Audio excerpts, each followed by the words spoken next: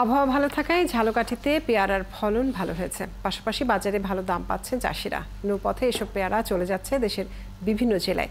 কৃষি কর্মকর্তারাও জানিয়েছেন, পেয়ারা বাজারজাত করতে চাষিদের সব ধরনের পরামর্শ দেওয়া হচ্ছে। তরুণ সরকারের তথ্য ছবিতে প্রতিবেদন। পেয়ারার সুবাসে ভরে আছে ঝালকাঠির প্রতিটি বাগান। ৮ থেকে ১০ ফুট উচ্চতার এক একটি গাছ নুয়ে পড়েছে পেয়ারার ভারে।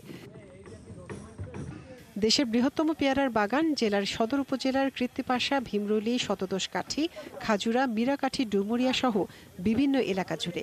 আর পেয়ারা চাষের সাথে জড়িত এখানকার প্রায় ৫,০০০ পরিবার। পূর্ণমণ্ডলী, লতা, স্বরূপকাঠি জাতের পেয়ারা চাষ করেন তারা। ৫৫,০০০ টাকার বাগান কিনছি, হ্যাঁ, আর বেচায় হয়তো বা ৮০-৮৫ হইতে পারে। উল্লেখযোগ্যভাবে দামটা ভালো আছে এবং আমাদের এলাকার রাস্তাঘাট মোটামুটি ভালো আছে, যার কারণে বিভিন্ন অঞ্চল থেকে বিভিন্ন ক্রেতা আমাদের অঞ্চলে আসে।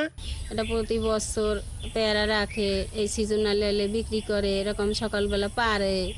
এটা প্রতি বছরের একটা কাজ। মৌসুম শুরু হওয়ায় বাগান থেকে পেয়ারা তুলে বিক্রির কাজে ব্যস্ত এখন চাষিরা। আর ভীমরুলি খালের ভাসমান হাটের মাধ্যমে বাজারজাত করা হচ্ছে এসব পেয়ারা।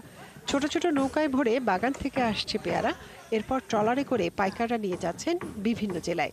তবে অনেকে সড়ক পথ ব্যবহার করছেন। আমার দুকুরা জায়গায় পেয়ারা আছে, ফলন মোটামুটি ভালো হয়েছে, কাস্টমারও ভালো হয়। দাম মোটামুটি ভালো পাচ্ছি, কিন্তু রাস্তাঘাটও ভালো আছে, আর পাইকারও মোটামুটি আসছে, সব মিলিয়ে ভালো আছে। ২৭০০ টাকা মন চলতে আছে। এই পেয়ারাটা বাংলাদেশের সব জায়গায় যাইতে আছে বা চলে, এটা খাইতে খুব সুস্বাদু। কৃষি কর্মকর্তারা বলছেন, এবছর ভালো ফলন পেয়েছেন চাষিরা। আর পেয়ারা বাজারজাত সহ বিভিন্ন বিষয়ে পরামর্শ দেওয়া হচ্ছে তাদের।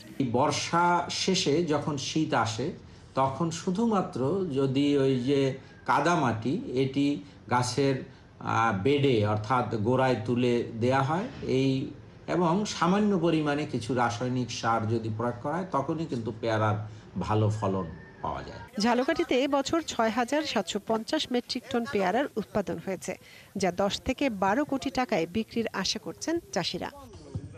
মনিরা কাজরি, ৭১।